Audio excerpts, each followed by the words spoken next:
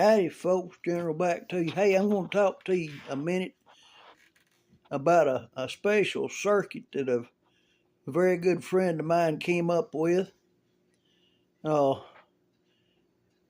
Back in the old CB days, at Citizen Band Radio, this is way yonder before cell phones ever were even considered. We had it was a club like thing that it was called R.E.A.C.T. That's Radio Emergency Action Citizens Teams, and it had a microphone as like a symbol that we used, and it had a small amount that you had to pay to be in its ranks, and of course you had to have your call sign and stuff through the FCC to be in it. And well, the main thing we did was monitor Channel 9, which Channel 9 back then was the emergency channel. Nobody's supposed to be talking on it unless it was an emergency. That way, if you needed to call for an ambulance, there wasn't cell phones, so you couldn't call for an ambulance or police or whatever you needed. If you was on the road, you needed a landline. And a landline is, like a house phone. It wasn't any cell phones. So somebody got on Channel 9. Well, somebody had to be monitoring Channel 9. And since it was illegal to talk on Channel 9, hardly anybody monitored it. So they came up with a monitoring club, and we would it was all volunteer. If a call came in, somebody'd pick up on it and call the police or call for an ambulance or call whatever, and then somebody would go out there to them, to take them water or gasoline or whatever, whatever they needed. And if it was a bad wreck or something like that, like a plane crash or something, we'd show up. But if it was too far out of town, our little old mobile radios wouldn't handle it. Well, the school teacher that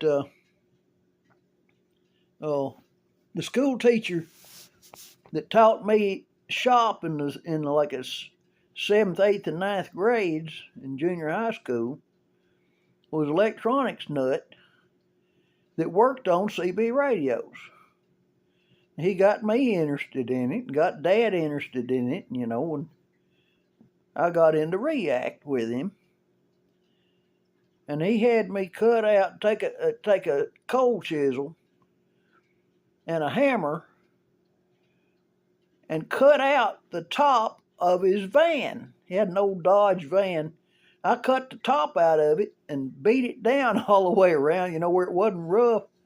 And he built a frame for it made out of round rod, steel round rod. And then he covered it with screen wire. And then he covered that with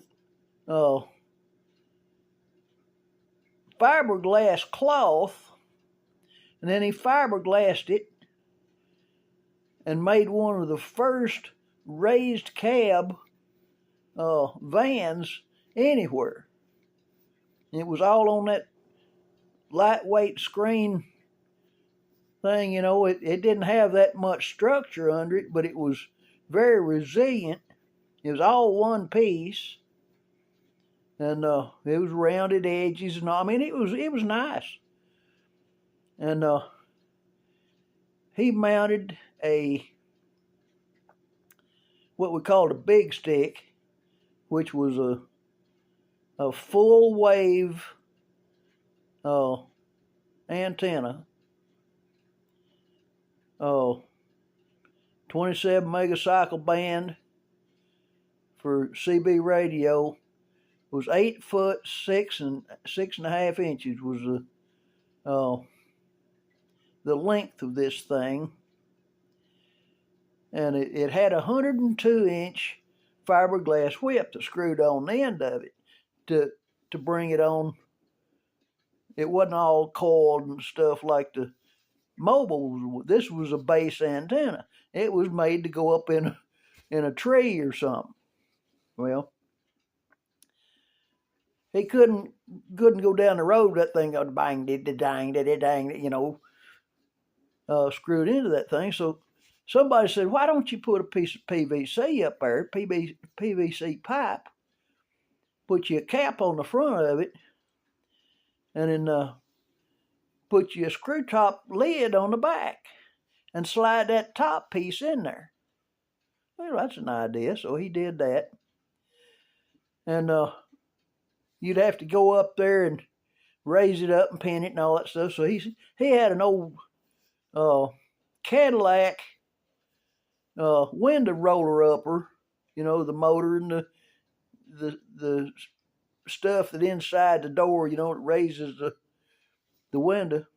So he mounts that on the inside of the cab, mounts all that stuff up there on that superstructure toward the front, right in the middle of the van, and mounts the base of that big stick antenna on it, and runs a big old mat ground wire over to the main frame where it would ground plane it. You had to have a certain amount of structure, that would support electricity anyway. It was under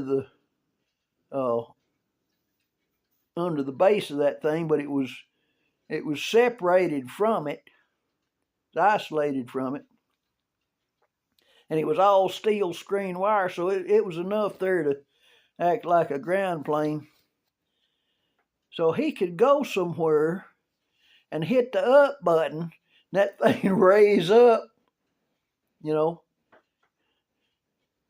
While it was down, he'd go out there and unscrew that lid and pull that whip antenna out and screw it up into the end of it, and he'd get back in there and hit the up button.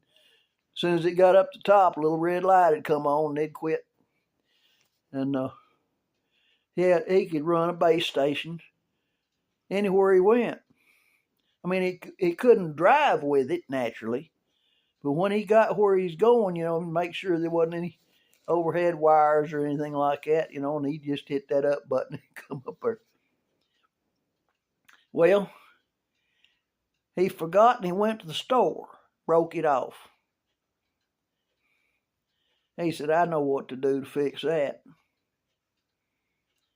So we built it back, and he took the starter wire, the wire that goes to the solenoid that picks it up, that sends the power from the battery to the starter of the engine. He broke it, run a piece of zip cord out there, 16-2 zip cord, hooked one on one side, one on the other side to it, and run it inside to an interlock block. And if that antenna was in the up position, that interlock block was open, so there wasn't a fade through that interlock block. So you could turn the key all you wanted to, and the engine wouldn't start. That antenna had to be in the down position and locked in the down position before that interlock block would close. Now, I didn't know that was even a thing, you know. He taught me a lot. Later years, I had a van, and I wired the inside of it where I could live in it. I was between wives. I was living in my van, and I went to the store one time and pulled my extension cord out, messed it up and stuff. I almost pulled a receptacle off the pole. So I remembered that, and I put me a relay block in there, and it was, as long as it was plugged in, that relay was picked up, and never could find a latching relay to put in there. It'd been the perfect thing to put in there, is a latching relay. Pick it up, as long as it's got a feed to it. You know, it kills the feed to the coil, but it keeps it picked up. As soon as that it loses its feed, it pulls the pin and it drops that coil out. And that did the same thing to mine that he did to his. As long as I was plugged in, that relay was picked up, and it was on the normally closed side, so you pick it up, it opens up. If you unplug it, it's normal circuit. So if you're, the moral of this whole thing is, if you've got a situation like that, use that circuit. And all it is just a single gang SPST relay, and match the coil with the coil voltage that you got. If you're in a mobile, it'd be 12 volt, or a crane, if you're using something other, it'd be 24 volt, or whatever your voltage is that's available. If it's for a house or something like that, it'd be 110, or battery operated, whatever. Match your coil. All right. Y'all like and subscribe. Hit the bell, make comments, and this general. I'm out.